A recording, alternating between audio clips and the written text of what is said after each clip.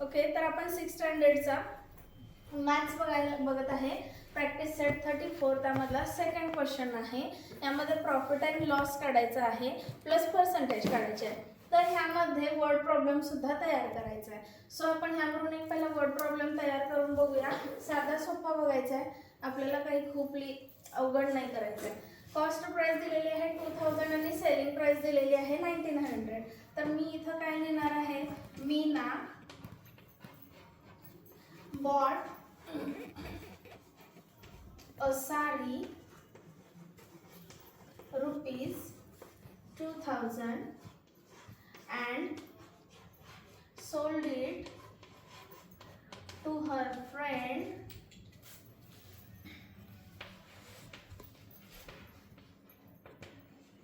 rupees 1900. So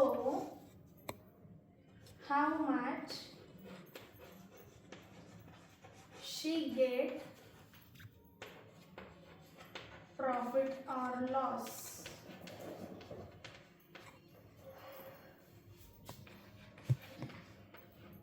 In percentage.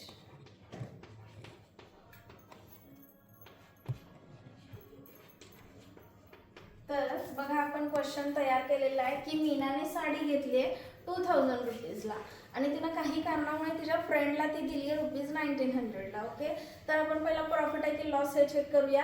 तर आपल्याला cost price दिलेली आहे, किती आहे, रुपीज 2000 आणि सेलिंग प्राइस किती आहे, रुपीज 1900.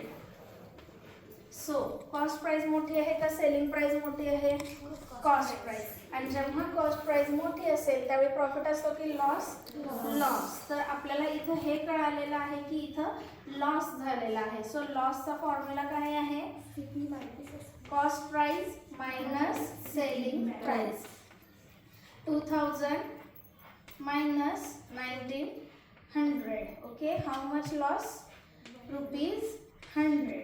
ओके, आता हे आपल्याला अमाऊंट मिळालेली आहे, पर्सेंटेज मिळाले का नाही. तर पर्सेंटेज कसं काढायचं आहे, पर्सेंटेज फॉर्म्युला प्रॉफिट किंवा जो लॉस झालेला आहे तो आपण इथं वर लिहितो आणि कॉस्ट प्राइसला तो कम्पेअर करतो. सो कॉस्ट प्राइस खाली येते आणि इन 200 म्हणजे काय आहे, जे पर्सेंटेज आपण काढणार आहे त्याच्यासाठी हे 100 असतं. तर लॉस किती झालेला आहे, 100. Cost price how much, 2000 into 100. 0 0 0 0. Okay, 21 जा 20, 24, 25 जा 100. So how much loss she get, 5% loss. समजलेलं आहे का, चेक करा, स्टेप्स लक्षात ठेवा आणि जेवढी प्रॅक्टिस करा तितकं तुम्हाला सोपं जाईल. सो प्रॅक्टिस कंटिन्यू ठेवली पाहिजे.